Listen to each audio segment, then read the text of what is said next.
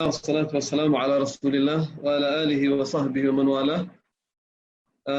رب اشرح لي صدري ويسر لي أمري واحلل عقدة من لساني يفقه قولي. I wish to greet each and every one of us with the best greeting on the face of the earth, the greeting of the people of Jannah, which is Assalamu alaikum wa rahmatullahi wa barakatuh. Let me begin by thanking Allah subhanahu wa ta'ala who has made it possible for us to meet here on this platform. A meeting that has to do with studying the Quran and trying to make connections with Allah subhanahu wa ta'ala. Ask Allah the Almighty to make this meeting a blissful one, and ask Allah the Almighty to make the reward of this meeting a key to Jannat al-Firdaus for all of us. Now, my name is Salis Isa Ahmad. I'm going to facilitate this lesson and the next one as well. This is a lesson that will take will take place within 3 days of the week, Monday, Tuesday, and Wednesday. Now, the name of the whole program is Fahmu Ma'anil Qur'an, which means understanding the meaning of the Quran. Understanding the meaning of the Quran, which means we're going to look at what the different verses of the Quran mean, the lessons contained in them, and we'll look at also how to put the lessons into action, also put them into practice. Now, this program, as we know, is not only a Ramadan program. In fact, it's an international program that takes place in many countries of the world. And we decided to come up with this Ramadan program so that we'll allow others to take part in it and will allow people to make connections with Allah subhanahu wa ta'ala in this great month of Ramadan. I wish to sympathize with us with the ongoing pandemic across the globe. We ask Allah the Almighty to take it away, from all.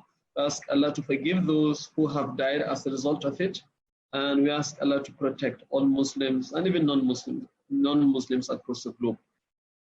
I'm Salis Isa Ahmad Banim, as I said, and I wish to begin this English tafsir in the name of Allah, the most beneficent and the most merciful.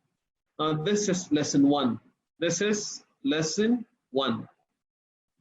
Now, after this lesson, for those of you who have seen our flyer, there's going to be a Tawheed session also. On a daily basis, we're going to have a Quran session, and as well for 1 hour, 20 minutes, and then another, session, or either Tawheed or Islamic history or Tahara, purification in Islam. Now, to begin with, we need to make our intentions clear for this session, for this meeting. Now, I want each and every one of us on this platform to ask himself, ask yourself, why are you here? Why are you with us? This is something that we should all ask ourselves. Now, if the answer is that you are here just to see how the Zoom works, or that you are here to make new friends, or that you are here because you just don't want to sit down idle doing nothing, so you want to make use of your time on this, believe me, if this is your intention, then you don't really belong here. Let me say this. Now, those who are meant to be here are those who want to develop a good relationship with Allah, the Almighty. Those who want to create more connections, a greater connection with Allah, the Almighty, the one who brought us all into existence. If you are here for this intention, well, fine and good, you are good to go. If you are here not for this intention, please make this your intention now, right? Let this lesson be an avenue where we'll create a better connection with Allah, and we'll have, an opportunity to be better people than who we are. Yeah. Now, let me ask you a question. Just assume what I'm going to ask you. Assuming someone just knocks on your door, boom, boom, and you go on to open it. After you've opened it, this person gives you a document. He says, take this. and he says to you, this is a message from the one who made you and made the whole universe. Listen to this again. Someone just knocks on your door and you just open the door. He says, Assalamu alaikum, please take this document. Now this document is a message from the one who made you and made the whole universe. Now, the question is, how will you consider this document? I mean, what importance will you attach to this kind of document? No, you just received a message from Allah, right? And this message has a lot of instructions in it. How will you receive this document? Now, we indeed have a document sent from Allah, which is the Holy Quran. And this document, I can say that it's in all our houses. Wherever a Muslim is, you'll find this Quran in his house. Now, to what extent do we attach value to this Quran? And how do you value this Quran? How do we connect our lives with this Quran? Now, for the whole of this Ramadan, we are going to discuss the Quran. We are going to discuss issues that have to do with this. And my dua is to ask Allah the Almighty to open up our minds to His message and ask Him to make it easy for us to understand the message and to put it into practice. Amin. Amin, Ya Allah. Now, to begin with, I want to mention some facts that have to do with the Quran. Some facts that have to do with the Quran. Now, number one, I want to talk about the mission of the Quran. What the Quran came to establish. This is the first thing. I mean, before we go into any form of tafsir, we should know what the Quran's mission is. So now, the Quran was sent to establish three things. The Quran was sent to establish three things. Now, what are these three things? So I wish each and every single one of us has a pen and paper so that we'll be recording, certain things. Although I'm going to share the document with you, it's a document of a few pages, but then it will be good for us to take note of certain things. Now, these three things are: number one, the Quran was sent to establish that Allah is the creator of everything and He is the one who is worthy. He's the only one who is worthy of worship. I repeat, the Quran was sent to establish, number one, that Allah is the creator of everything and He is the one and only one worthy of worship. This is the first mission of the Quran. Now we can see this in many verses of the Quran. If we look at Suratul Baqarah, which is the second surah of the Quran, in the 21st verse, Allah says, يا أيها الناس اعبدوا ربكم الذي خلقكم والذين من قبلكم, till the end of the verse. Allah the Almighty says, O mankind, worship your Lord. We say Lord, Ar-Rabb. This word refers to someone who creates and sustains or nourishes that which He has created. So He creates, but He does not abandon what He has created. He takes care of it. Now, this verse is saying, O mankind, worship your Lord, your sustainer, who created you and those who came before you, so that you remain righteous. Now, the next verse, which is the 22nd verse, says, it is He who made for you the earth in a spread out form, and the sky is ceiling, and set down from the sky rain, and brought forth thereby fruits as provision for you. So do not attribute equals to Him while you are aware. Now all these verses are telling us that we were created by Allah. The earth that we live on was created by Allah. The heavens were created by Allah, and everything is created by Allah. So this is one of the things that the Quran, was sent to establish, establishing that Allah is the creator of everything, and then He is the only one worthy of being worshipped. Now, the second mission of the Quran is that the Quran was sent to establish that Prophet Muhammad ﷺ is a messenger from Allah to humanity. Prophet Muhammad sallallahu alaihi wasallam is a messenger of Allah to humanity.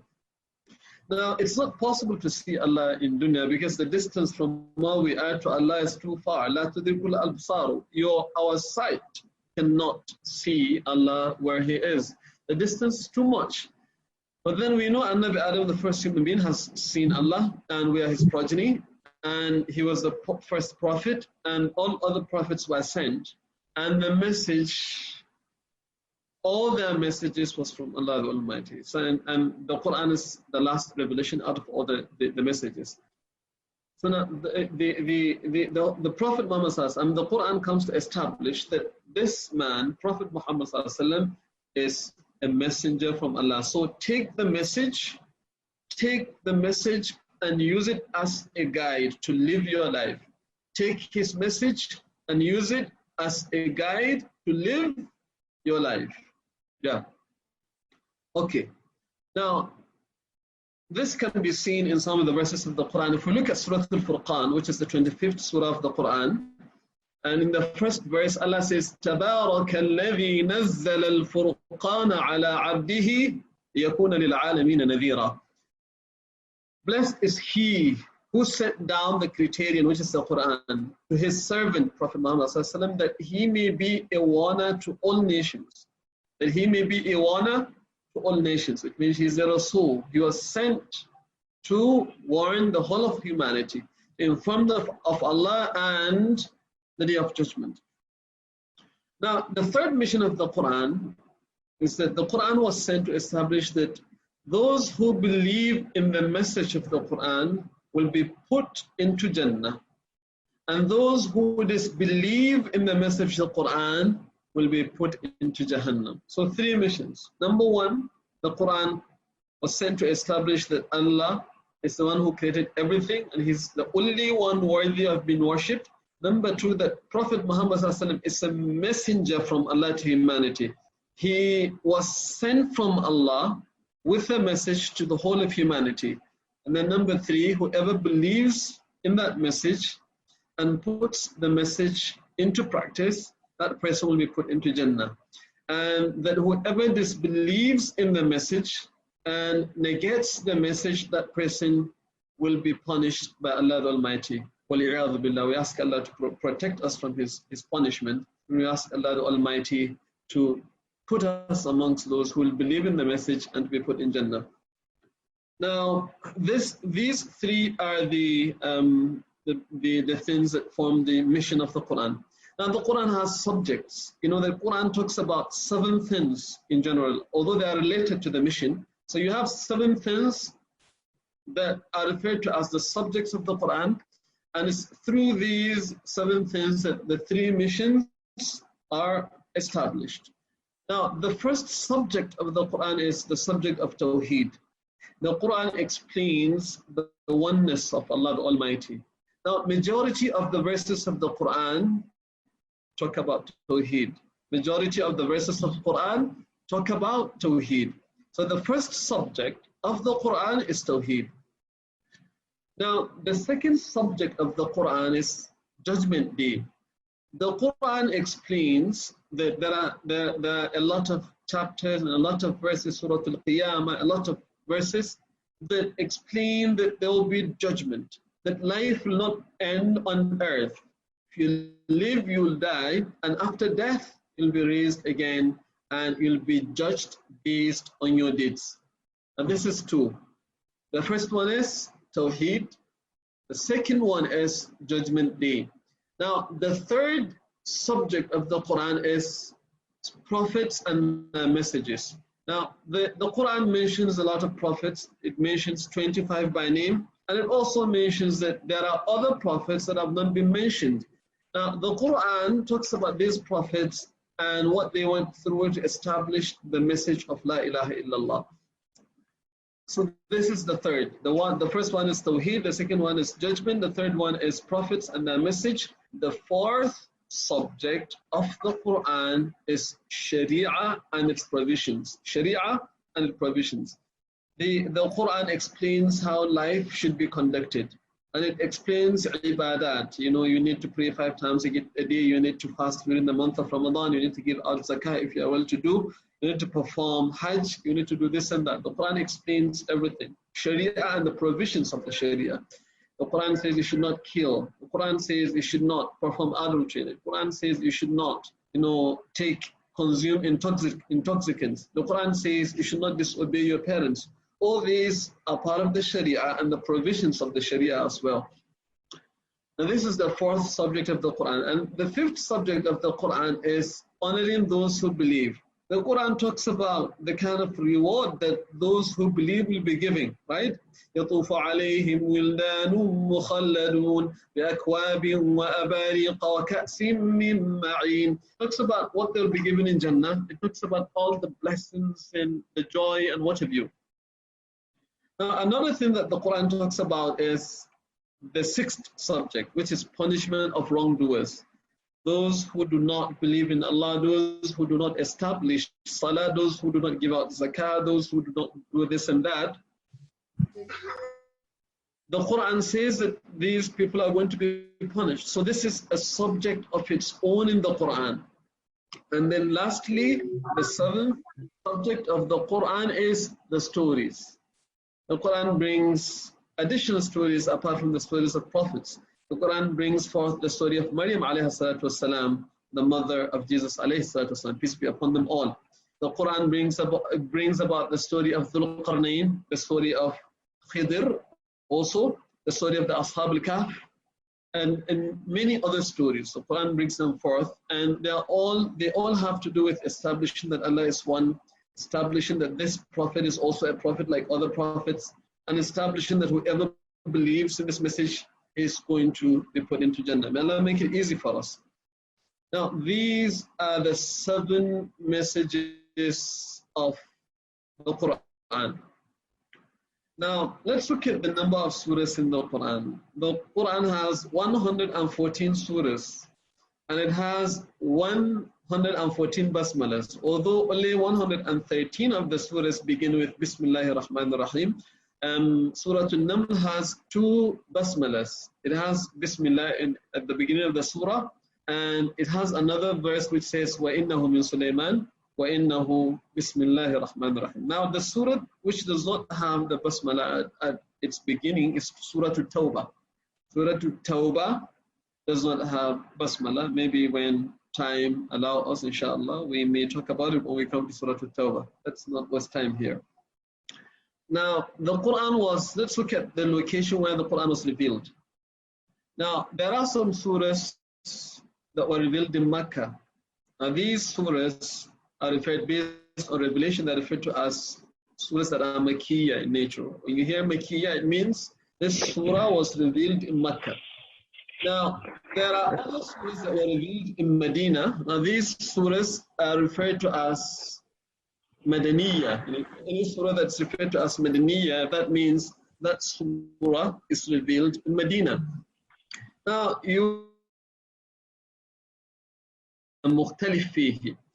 Mukhtalif fihi means Quranic scholars have different opinions with regards to where a particular surah was revealed, right?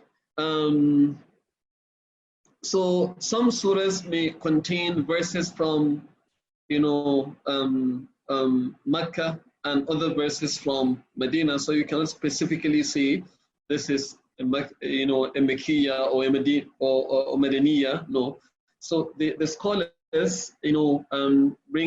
brought up the issue of Mukhtalif fihi, where there are divergent opinions or where the scholars differ in terms of opinions. Now this is with regards to where the Quran was revealed. Now, I want us to look at the approach we'll take for this Ramadan lessons, right? What I said above is something that has to do with, facts about the Quran, which we all need. Now, we are going to look at the approach we are going to take for this lesson, and I want everybody to take note of this, please, because basically this will be our objective for the whole session. Now, we have about 7 steps that we are going to take for every lesson we come to deliver. Now, step number 1 whichever surah we come to discuss, we are going to mention some special facts about that surah. I repeat, whichever surah we come to discuss, we are going to mention some special facts about that surah, right? Okay. And then step number 2, we'll read the Arabic verses of the surah. And I'm going to consider the transliteration of each ayah, each verse as well, so as to assist those who cannot read Arabic for them to get the correct pronunciation of the transliteration. We need to pronounce the Quran correctly, so that's why I'm going to encourage that. I can see that about 43% of us here have challenge with reading Arabic. So maybe you may get a Quran which has transliteration, and I'll read so that you'll get to pronounce everything well, right? And we may subsequently come to announce a class for those who want to learn the Quran recitation. A different time you can join us there. If you want a separate class for yourself within this Ramadan, we can do that for you, inshallah. And for this Ramadan, it's going to be free. Now, step number 2, we'll read the Arabic verses of the surah. I made mention of this step number 2, reading out the Arabic verses and then considering the transliteration also. Then step number 3, we'll take word-to-word English translation of each verse. I repeat, step number 3, we will take word-to-word English translation of each verse, inshallah. And then step number 4, we'll take a simplified tafsir for each verse. I'm going to explain each verse in a simplified way, the way that we can understand and connect with it, bi'idhnillah. And then step number 5, we'll take lessons and action points of each surah. We need to know how to put a surah into practice, or how to put a verse into practice. Now, this what we are looking at is more or less the style of teaching of the Prophet ﷺ. When you come to learn the Quran from Prophet Muhammad sallallahu alaihi wasallam, he'll first teach you the verse, how to recite the verse, and then he'll teach you the meaning of the verse, and then you'll go and put the message into practice. So the Quran is all about putting everything into practice. It's a message. If it says go and pray 5 times, you go and begin to pray. If it says give out zakah, you go and give out zakah. If it says be obedient to your parents, you go and be obedient to your parents. If it says do good to people, you go and be good to people. That's the whole essence of the Quran. So we are going to consider this wonderful style, wonderful approach of the Prophet sallallahu alaihi wasallam. So in every lesson we'll learn how to read, every surah we'll learn how to read the surah, and then we'll know what the surah means, and then we'll look at the points of actions, what we need to put into practice. And I will want every single one of us to take note of these areas, and I want every single one of us, including myself, to do our best to see that we really live the Quran. We should do our best to see that we really live the Quran. May Allah make it possible for us to do that. Ameen ya Allah, ameen. Now, we're going to begin with Suratul Fatiha. Now, with regards to questions, we may have a lot of questions. We'll prefer written questions to our Telegram, because if you allow people to talk on this platform, it will be, very noisy, and we'll miss control actually. We'll not be able to concentrate.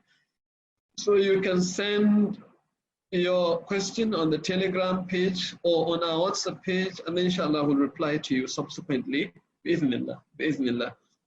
And if your question is private, in the document that I'm going to send to you, which we're discussing now, you may be able to use our email to send the message, and then we'll attend to you, bi'idhnillah. May Allah make it possible for us. Now, the first surah we're going to discuss is Suratul Fatiha. Suratul Fatiha. Now, to begin with, we're going to look at special facts about the surah. Special facts about the surah. Yeah. Now, Rasulullah sallallahu alaihi wasallam said about Suratul Fatiha that it is the greatest surah of the Quran. Suratul Fatiha is the greatest surah of the Quran, or it is the greatest surah in the Quran.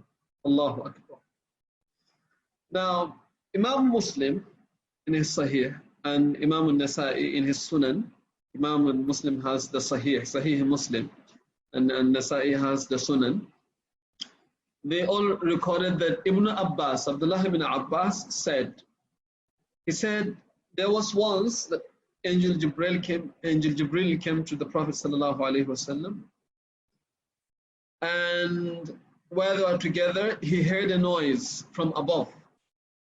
Malaika Jibril heard a voice from above, and then he lifted his sight. He just looked up to the sky, and then Malaika Jibril said to the Prophet sallallahu alaihi wasallam, he said, this is a door in heaven being opened, and it has never been opened before now. An angel descended from that door and came to the Prophet sallallahu alaihi wasallam, and this angel said to Prophet Muhammad sallallahu alaihi wasallam, he said, receive the glad tidings of two lights. Receive the glad tidings of two lights that you have been given, which no other prophet before you was given. Now, what are these two lights? The first light is the opening of the book, which is Fatihatul Kitab. Suratul Fatiha is the first light. And the second light is the last 3 verses of Suratul Baqarah. Now, Suratul Fatiha in the Quran and the last 3 verses of Suratul Baqarah, Amana al-Rasulu, till the end of Suratul Baqarah, these are 2 verses that are more greater than any other verse revealed to any other prophet.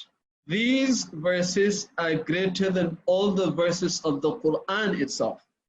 These verses are greater than all the verses of the Quran itself. Now, Suratul Fatiha, with this hadith, we will get to agree again that it's the greatest surah. And then Amana Rasul, you remember the hadith where the Prophet ﷺ said, whoever recites these verses, Amana Rasul till the end, in his night, whoever recites, if you recite these verses, Amana Rasul to the end of Baqarah, in your night, Allah will protect you from the beginning of that night till the end of the night. Nothing bad will harm you. I repeat, Allah will protect you from the beginning of the night till the end of the night. Nothing bad will harm you. This is to show you how great these ayats are. Alhamdulillah. Now, this is the first fact about Fatiha, that it is the greatest surah in the Quran. Now, fact number 2 about Fatiha. Now, Suratul Fatiha has 7 verses. And this surah has the Basmala, Bismillahir Rahmanir Rahim, as part of its verses. Although there's some scholars, Quranic scholars differ, but let's consider it. Let's go with the ones who consider it as part of the surahs of the Quran. So Suratul Fatiha has the Basmala as one of its surahs. So it has 7 verses. And then fact number 3, Suratul Fatiha was revealed in Mecca, as Abdullah ibn Abbas rightly mentioned. This surah was revealed in Mecca. Now, as we know, Mecca is the city where the Rasul was born. And this is where the Kaaba is located. And this is where the da'wah of Islam started. This is where the Prophet started preaching Islam, Mecca. So this is where the surah, was revealed. Now, another thing is, Suratul Fatiha has 7 names. Do you know that? Yeah. Suratul Fatiha has 7 names.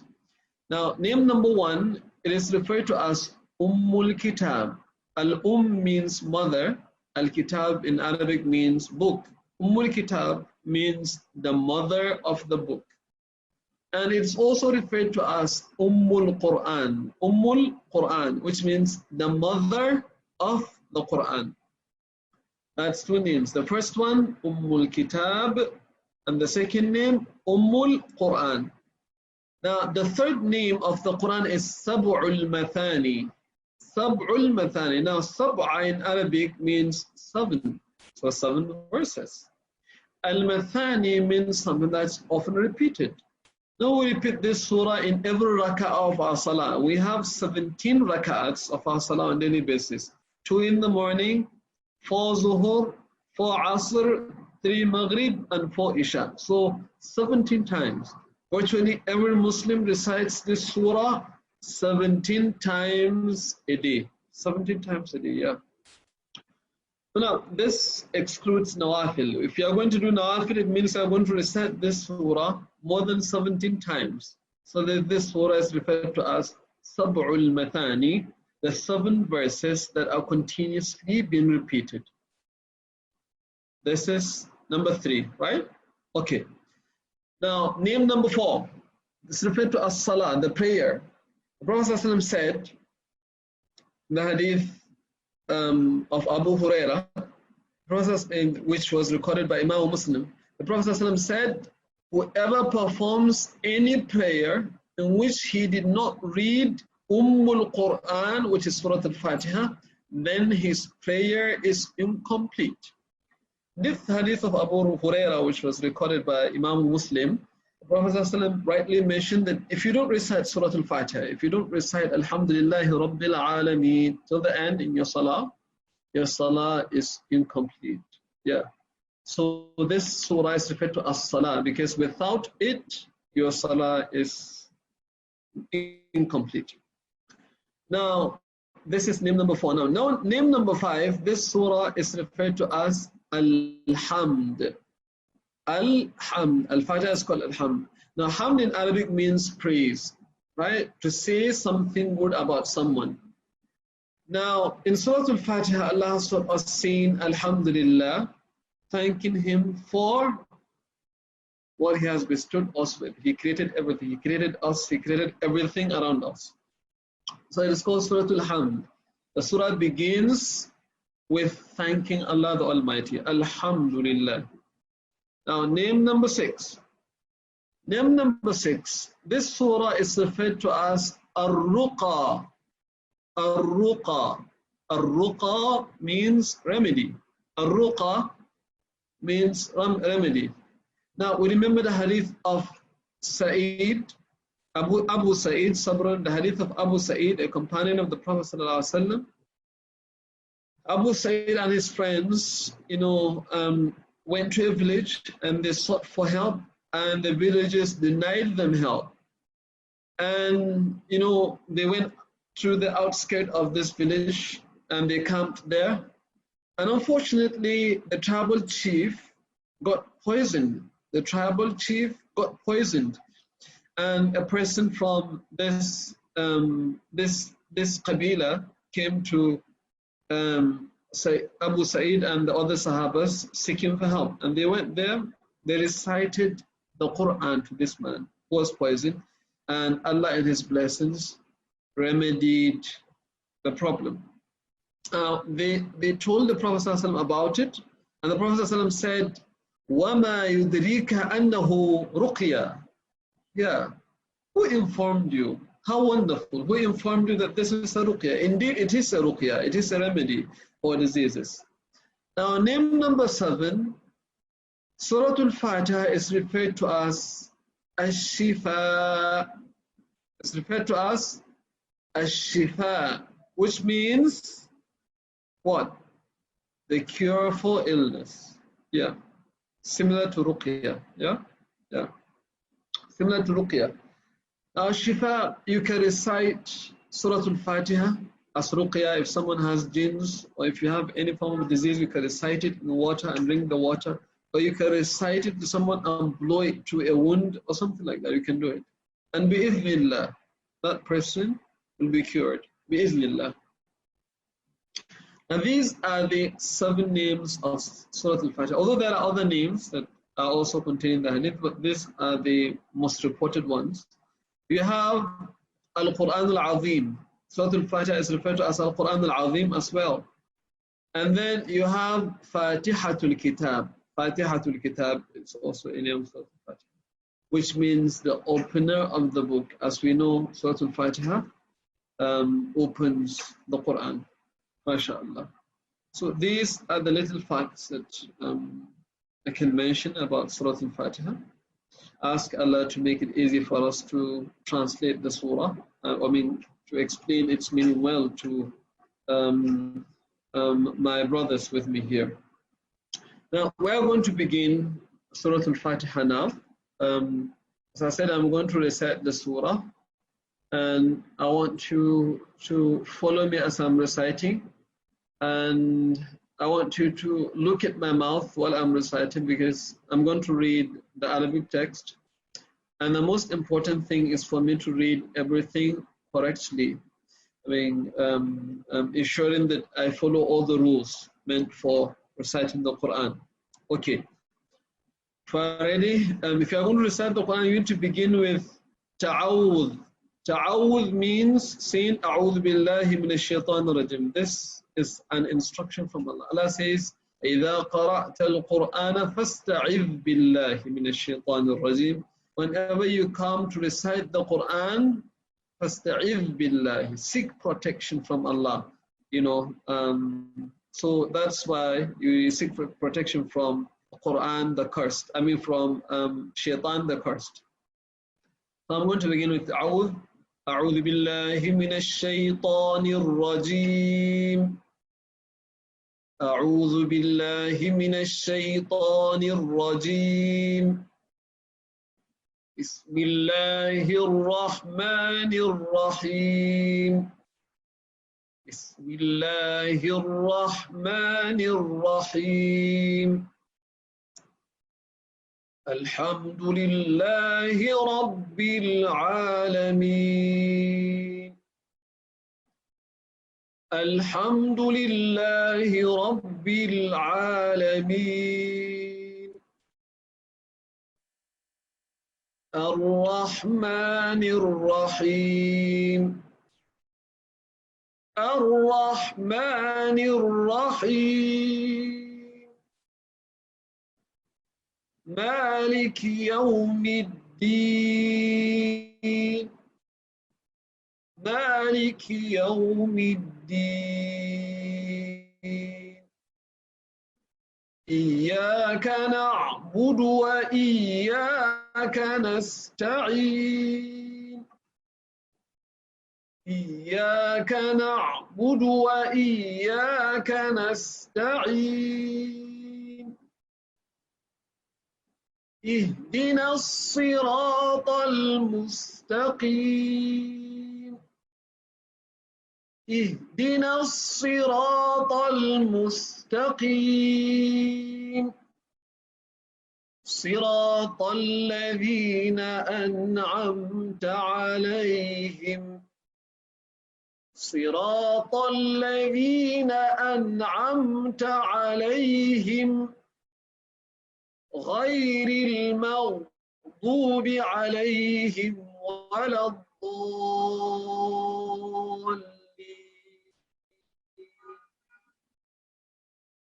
غير المغضوب عليهم ولا الضالين.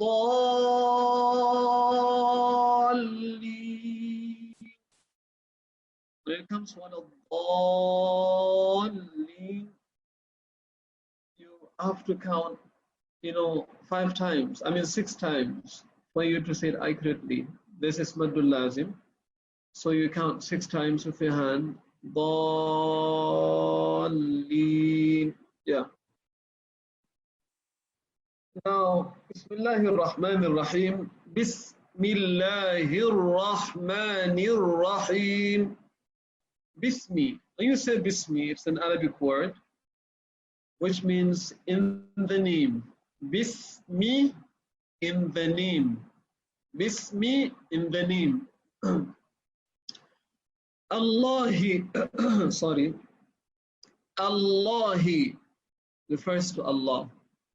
Allahi refers to Allah. So if you say Bismillahi, you are saying in the name of Allah. In the name of Allah. Now, Ar-Rahmani. Ar-Rahmani means the most gracious. The most gracious. Ar-Rahmani means the most gracious. Ar-Rahimi means the most merciful. The most merciful. Now, Bismillahir Rahmanir Rahim, you are saying, Bismillahi, I'm commencing this recitation in the name of Allah, Ar-Rahmani, the most gracious, Ar-Rahimi, the most merciful. That's what you are saying. Now, what does Ar-Rahman Ar-Rahim mean? Ar-Rahman, the most gracious, it means He's the entirely merciful. He's the entirely merciful. What does it mean to be entirely merciful? It means giving out with no exception.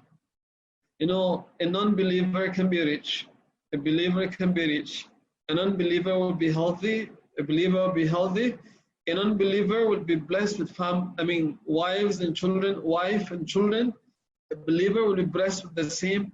But anything that has to do with this, world luxury, Allah gives it up to everybody.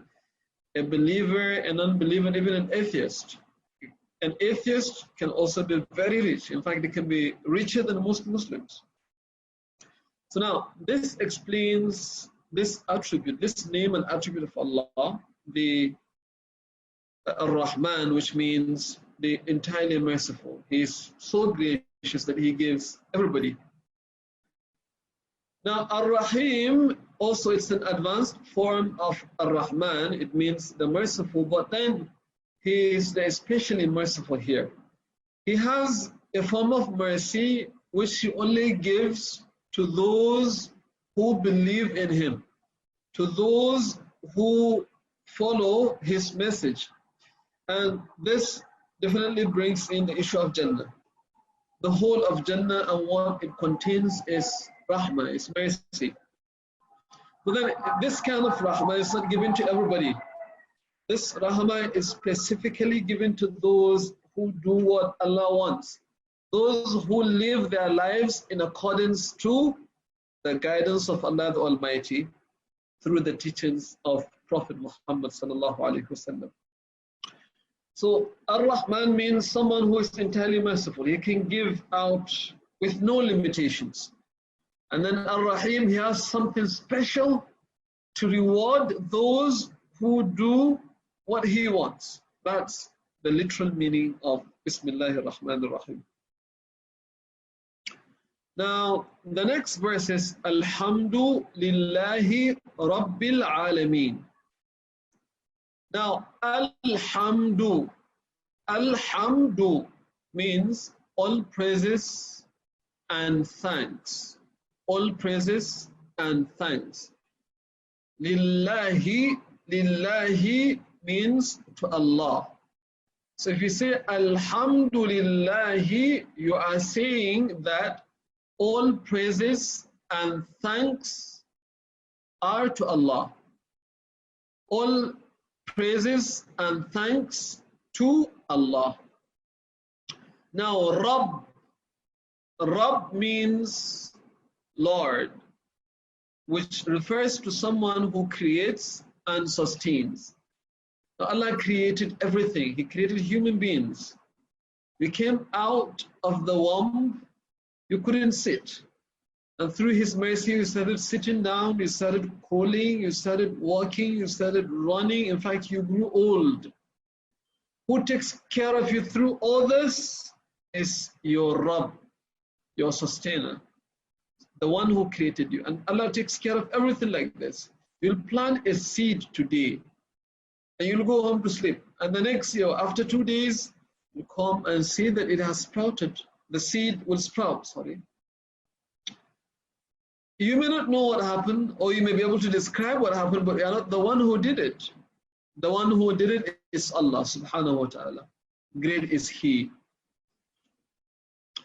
Now this is the meaning of Rabb. Now a lot of things are happening around us.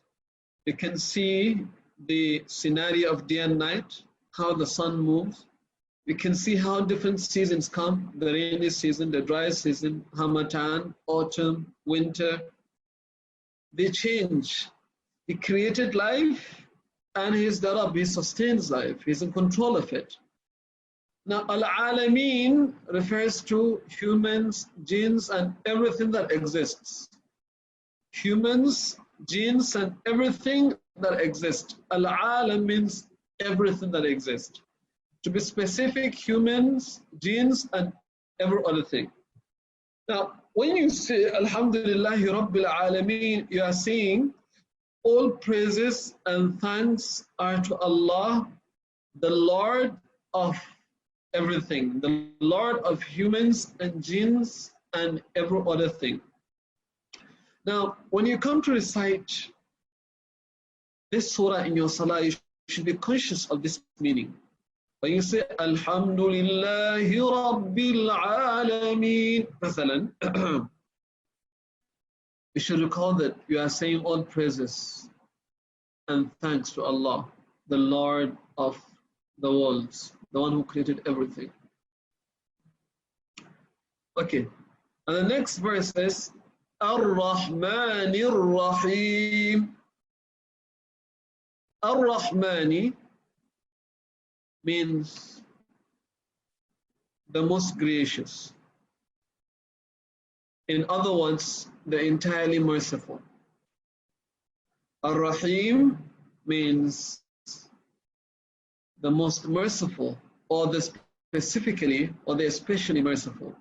I've explained this, my explanation of Ar-Rahman Ar-Rahim. Now, Maliki Yawmiddin, or you can say Maliki Yawmiddin.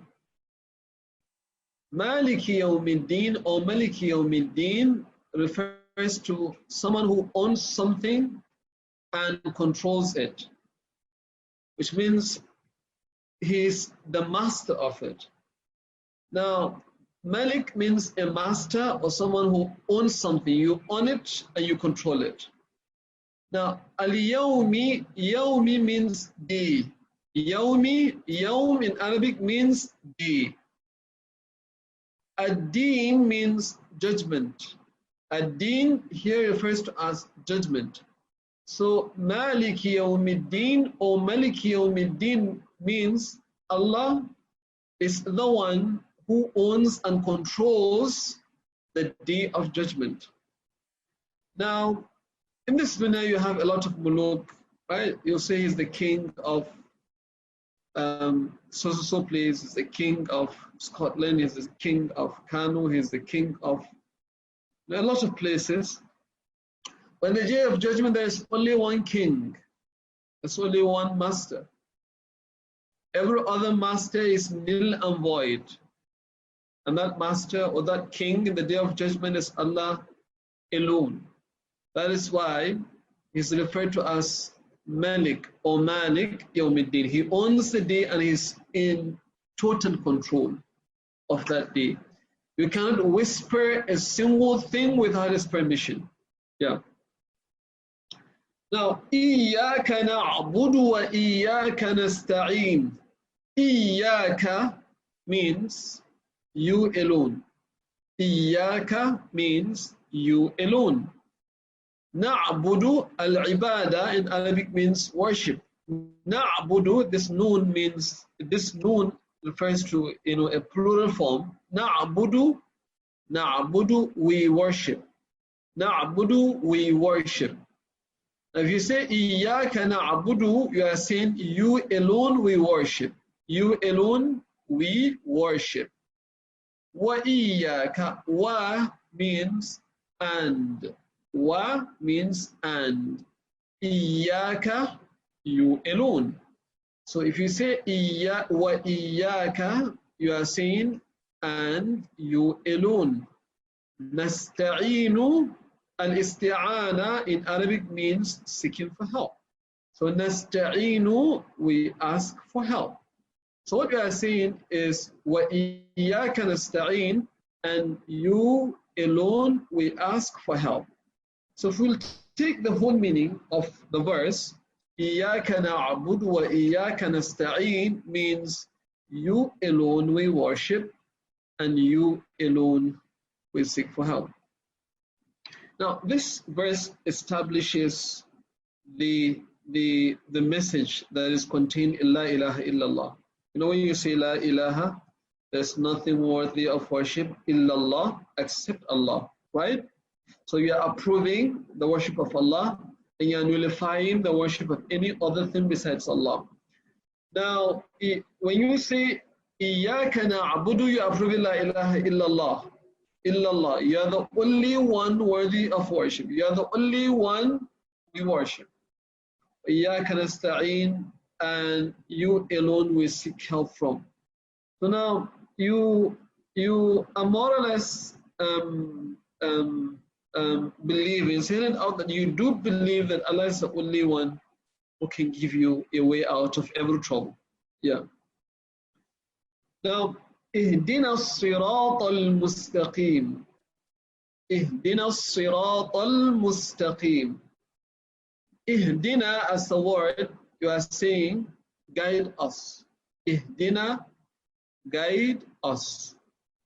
As-sirata, to the path.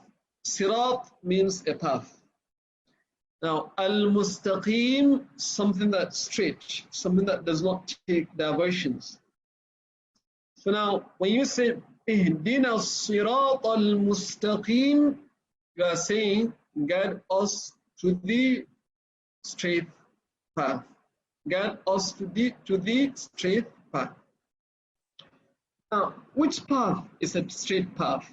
Now, the scholars of Islam say that the straight path is the deen of Allah as practiced by Prophet Muhammad sallallahu alaihi wasallam and his Sahaba. And there is no any other deen that will be accepted by Allah except this. Now, what is this verse trying to say?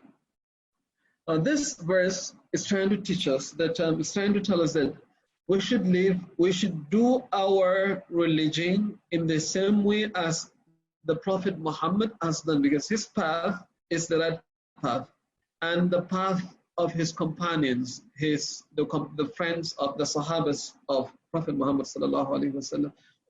Now, if you do your religion in line with that of the Prophet Muhammad sallallahu alaihi wasallam, you are free. Your religion will be approved by Allah the Almighty, and you will get the same reward as the Sahabas, as they were giving. But if your religion differs from that of Prophet Muhammad sallallahu alaihi wasallam and that of the Sahabas, if you do anything different from what they were giving or what they did, that thing will not be accepted by Allah. So, Ihdina Sirat al-Mustaqim, what we are saying here is, what Allah guide us onto the right path and keep us on that right path. You remember, you recite this thing 17 times a day. Ihdina Sirat al-Mustaqim. This is to tell you how important these verses of Suratul Fatiha are. And these verses of Suratul Fatiha have virtually summarized the whole of the Quran. They talk about Tawheed, Tawheed al-Uluhiyya. They talk about all sorts of Tawheed. We'll come to know them when we come to the lesson of Tawheed. They talk about also supplications to Allah the Almighty. They describe, belief and disbelief. We'll come to that. Then we go to that. When you say, Ihdina Sirat al-Mustaqim, guide us onto the right path, and you'll go on to say, Sirat al-Ladhina an'amta alayhim, غير المغضوب عليهم ولا الضالين. Sirata, the path, as I said. Al-Ladhina, of those. Sirat al-Ladhina, the path of those. An'amta, you have bestowed. Alayhim, on them. Which means, Sirat al-Ladhina an'amta alayhim, the path of those you have bestowed your favors on them. The path of those you have bestowed your favors on them. Ghayri, and not. Ghayri means not. Al-Maghdubi, those who have earned your anger. Al-Maghdubi, those who have earned your anger. Alayhim, themselves. Wala dallin, and wala, and not.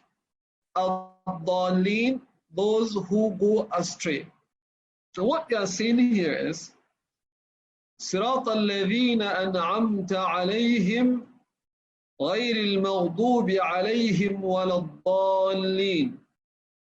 The path of those you have bestowed on them, and not that of those who have earned your wrath on themselves, and not the path of those who have gone astray. Now, who are those who have earned the wrath of Allah or the anger of Allah on themselves? They are the Jews. The Jews have denied the message of Prophet Muhammad ﷺ. They have refused to accept it. Not because they're in doubt of it, no. History has shown that they know that this message is a true message. Read the story of Abdullah ibn Salam, who was also a rabbi but became a Muslim at the end of the day. You know, the Yahud rushed to Arabia when it was about the time that Prophet ﷺ was coming. Their book has mentioned the exact place where the Prophet will appear. And their book has mentioned the time with which the Prophet will appear as well. Now, because so many prophets were sent as Jews, they thought that the last prophet, alayhi salatu wassalam, will be sent as a Jew as well. But then when the Prophet came, he was sent as an Arab. So they had a conference, they came together to agree or disagree whether to believe in this Prophet or not. And at the end of the day, they had a unanimous consensus that they're going to disbelieve in him. Why? Because he's an Arab. Yeah, and they disbelieve in him. Although some of them became Muslims, like Abdullah ibn Salam. This Abdullah ibn Salam, who read his story, he came to the Prophet ﷺ, and he shared the story of the Yahud with the Prophet ﷺ. And they said to the Prophet ﷺ, these people will not believe in you completely. And the Prophet ﷺ called upon the Yahud. When they entered, Abdullah ibn Salam was, behind a place, where they could not see him. Now the Prophet ﷺ asked the Yahud, what will you say about Abdullah ibn Salam? They said, Huwa khayruna wabnu khayruna. They went on and on and on. He is the best of us. He is the son of the best of us. They said a lot of good things about him. The Prophet ﷺ went in to ask him, what would be your opinion if he becomes a Muslim? They said, you'll never become a Muslim. They went on and on to, say a lot of things about that. And then Abdullah ibn Salam came out, and then he said the Shahada before them, and they said, is this the man you are referring to? They said, this man is Sharruna, wabnu Sharruna, subhanallah, this is Yahud for you. They said, this man is the worst of us and the son of the worst of us. He's the worst of us and the son of the worst of us. This is the denial of haqq. So the people of denial, they have refused to accept Prophet Muhammad sallallahu alaihi wasallam. Now, what lessons are there in this surah to take? We need to take all the lessons because, as I said, we're studying the Quran in order to put its message into practice. But let's look at the lessons of the points of action. Now, this surah teaches us that praising Allah, it teaches us praising Allah for every blessing. This surah teaches us that Allah is the Rabbul Alam. He's the one who created everything and He's the one who sustains everything. So whatever you see around you, the air you breathe in, the water you drink, the food you eat, the house you stay in, the gold you wear, the business that you have, everything was created by Allah. And these things were given to you by Allah. So what are the lessons from this surah? This surah wants us to say Alhamdulillah for every blessing. Whenever you think of anything, whenever you succeed in anything, you say Alhamdulillah. Don't believe that you are so powerful that this thing is coming from you. No, it will never come from you. This thing is coming from Allah and Allah alone. Footballers nowadays, men watch football, I know. If someone scores a football, he'll go around and shout, they'll never say Alhamdulillah. They think they're too good, that's why they're scoring. No. If you are good, Allah is the one who made you good. If you score, Allah is the one who made you good enough to score. So whenever you have any form of success, don't think that you are too powerful for that success. No. Remember to say Alhamdulillah, Alhamdulillah. Because all the blessings are from Allah the Almighty. And this is the first lesson from this surah. Now the second lesson from this surah teaches us to be merciful to others. Now the Quran describes, mercy is so important that Allah made it part of His names and attributes. He referred to Himself as Ar-Rahman and Ar-Rahim. And the Quran describes true believers as Ruhama bainahum, those who are merciful towards one another. Those who are merciful towards one another. Yeah. You remember the Sahabas, the Prophet, that Allah the Almighty described them in the Quran, and every other person will come after them and live like them. It said, Ruhama bainahum. They are merciful towards one another. They don't allow each other to go through hard situations. They have a way out for each other. They don't envy each other. They don't do, hasada and other things. Yeah. So this surah teaches us to be merciful. And the message of Allah, the Prophet ﷺ said in the hadith, they said, the merciful are shown mercy by Ar-Rahman. If you are merciful to others, Allah will show you mercy as well. Now, and then he said, be merciful to those living on earth, and you will be shown mercy from the one who lives above the heavens. Ar-Ruhama'u yarhamuhum ar-Rahman. Irhamu man fil ardi, yarhamukum man fis sama. So if you are the type who gives, who takes care of orphans, who takes care of his neighbors, Allah will take care of you as well. Yeah. Now this surah also teaches us Tawheed, teaches us about the oneness of Allah. Bismillahi ar-Rahman ar-Rahim, Maliki Yawmiddin. All these surahs refer to us, Allah as one, right? There's no muluk in the Yawmiddin. He's the only one who will be the king, the master, and the honor of the Day of Judgment. The honor of the Day of Judgment. So now this surah teaches us Tawheed. It teaches us the oneness of Allah. It teaches us that Allah is the one who is worthy of worship, and it is from Him we should seek for help. You say, Iyaka na'budu wa iyaka nasta'in. You are the only one who we will worship. You are the only one who we will seek help from.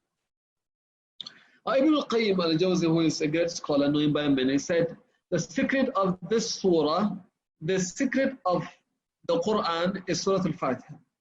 The secret of the Quran is Suratul Fatiha. And the secret of Suratul Fatiha is Iyaka na'budu wa iyaka nasta'in.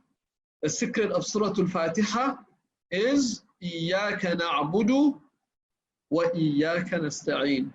You alone we worship, and from you alone we seek for help. Yeah.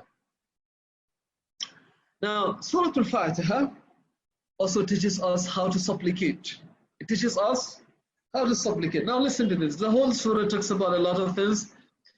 You begin by reciting Alhamdulillahi Rabbil Alameen, Ar-Rahman Ar-Rahim, Maliki Yawmiddin, Iyaka na'budu wa iyaka nasta'in, Ihdina as-sirata al-mustaqim, صراط الذين أنعمت عليهم غير المغضوب عليهم ولا الضالين. Alhamdulillahi Rabbil Alameen. All praises are due to Allah, the Lord of all that exists. Now, Ar-Rahman Ar-Rahim, the most gracious, the most merciful. See how you are praising Allah all the way. You started with Alhamdulillahi Rabbil Alameen, praising Allah. Ar-Rahman Ar-Rahim, you are praising Allah. Malik Yawmiddin, or Malik Yawmiddin, you are praising Allah. Iyaka na'budu wa iyaka nasta'in, you are submitting yourself to Allah. So whenever you come to pray, and you want your prayer to be accepted, you have to praise Allah. and you have to submit yourself to Allah. And you do that, your prayer will quickly be accepted. I repeat myself. When you praise Allah a lot and you submit yourself to Allah in your prayer will be accepted. Alhamdulillah Rabbil Alameen, you are praising Allah. Ar-Rahman Ar-Rahim, you are praising Allah. Malik Yawmiddin, you are praising Allah. Iyyaka na'budu wa iyyaka nasta'een, you are submitting yourself to Allah. As in Iyyaka na'budu, O Allah, you alone we worship, not worship any other person apart from you. Wa iyyaka nasta'een, you remember you are praying and you alone, from you alone we seek for help. So you are praying and you are saying from you alone we seek for help. So you are putting all your hope in Allah. And when you put your hope in Allah, Allah will not let you down. Allahu Akbar. Allahu Akbar. When you put your hope in Allah, Allah will not let you down. Yes, of course. Allah will not let you down. So now, the more you submit yourself to Allah, the more you get Allah to come into your issue and support you as well. Now, as I said, this surah teaches us how to supplicate, and I just explained that. Now, the surah teaches us to be one nation on one path. Because at the end of the surah, you see, اهدنا الصراط المستقيم صراط الذين أنعمت عليهم. For this surah, you say, guide us onto the right path, the path of those who you have bestowed your ni'mah on. So now, this surah is telling us to unite. This surah is telling us to stand behind the Prophet ﷺ and his prophets. To do our deen as they did their deen. To do our deen as it was approved by Allah the Almighty. Now when you worship Allah the Almighty through the teachings of the Prophet ﷺ, you have every right in the day of judgment to say, Allah, if Allah asks you, why do you do your prayer like this? You will say, I do my prayer like this because I read that the Prophet ﷺ does it like this. Why do you do this like this? You will say, I do it because the Prophet ﷺ does it this way. And with this, you'll be set free. Allah will accept your deen. But if you don't do it this way, and you do it in a different way, wallahi, Allah will not accept your religion. So let's trust the Prophet ﷺ. Let's believe in him. Let's copy him. And let's put our trust in him and worship Allah through his teaching. He said, إِنَّمَا بُعِثْتُ مُعَلِّمًا. He said, I've been sent as a teacher to you. Which means we should learn everything from him. We should learn who Allah is and how to believe in Allah and how to do what Allah wants. We should learn our salah, our zakah, our hajj, our everything from Prophet Muhammad sallallahu alaihi wasallam. If we do that, we'll be safe. Yeah. Now, what are the points of action from this surah? What are the points of action, right? How do we put this surah into practice? Although we have a very clear view now with the lessons that I've been mentioned, but then let's be specific, right? Let's be specific to how we can put this surah into practice. Now, point number one, with regards to action. Now, in whatever situation we find ourselves, we should be thankful to Allah. Do you know what? When you are thankful to Allah, Allah will give you more. لَإِن شَكَرْتُمْ لَأَزِيدَنَّكُمْ وَلَئِن كَفَرْتُمْ إِنَّ عَذَابِي لَشَدِيدٌ.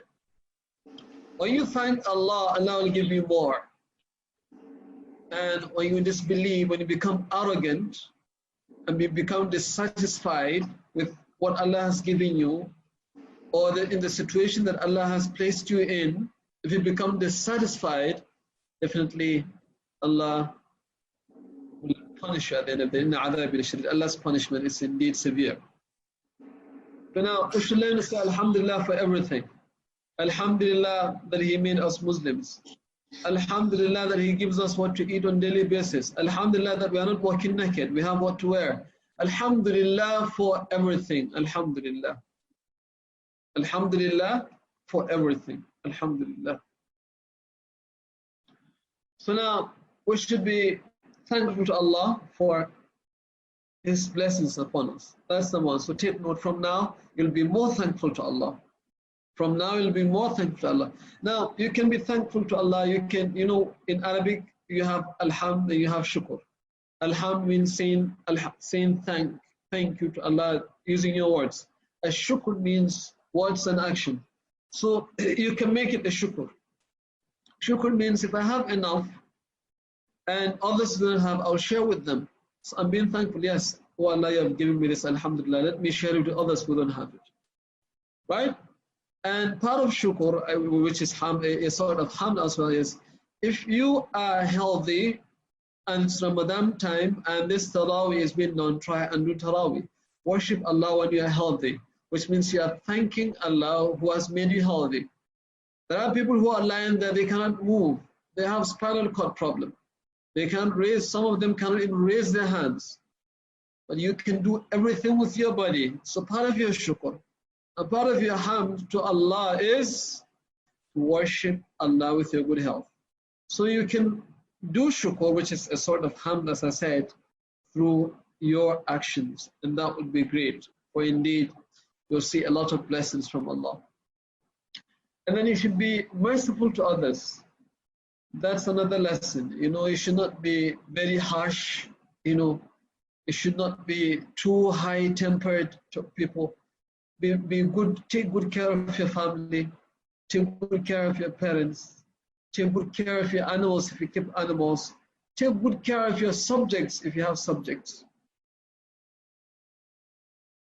This is being merciful. You remember Umar ibn al-Khattab radiallahu anhu, when he used to be the leader of the Muslims of the world?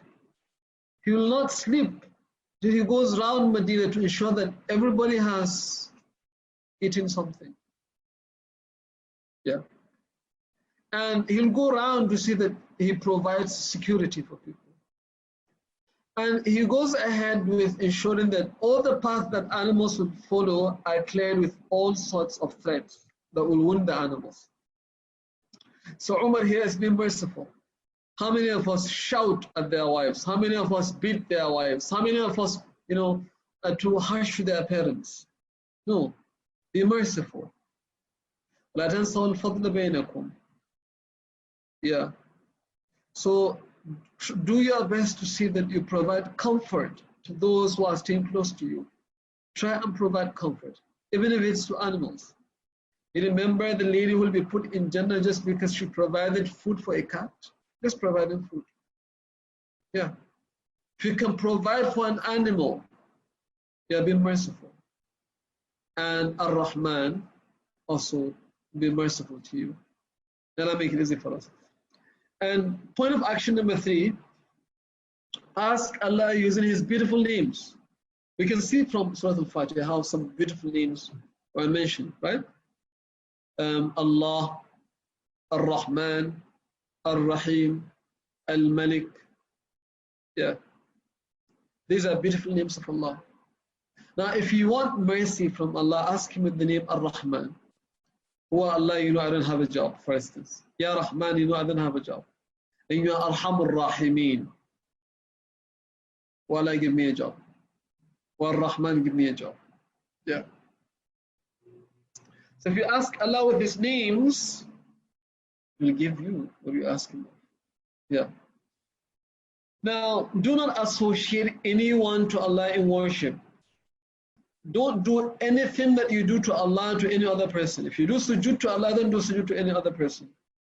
If you do ruku to Allah, don't do ruku to any other person. If you ask Allah for rain, and you know that it's only Allah who can provide that, then go and ask any other person for rain. If you ask Allah to give you birth if you are amiqa, am I right? Yeah.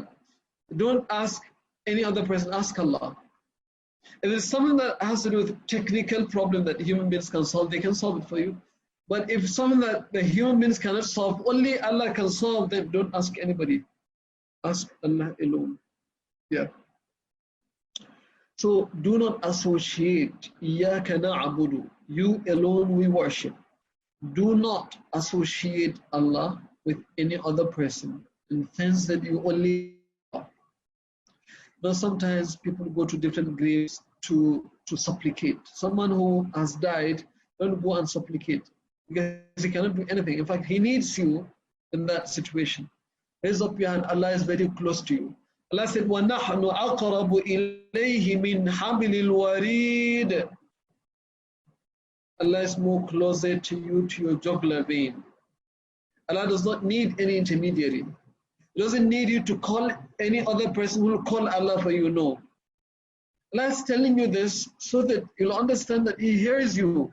He's closer to you than your jugular vein. In fact, before you say something, He knows what you are going to say.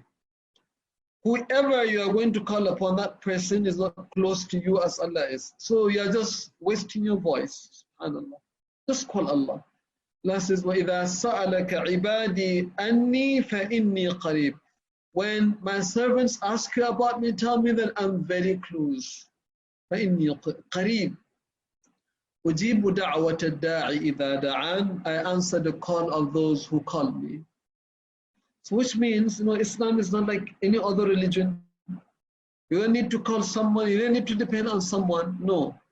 Call Allah alone, and Allah will answer you, and Allah will attend to you. Allah will answer you, and Allah will equally attend to you.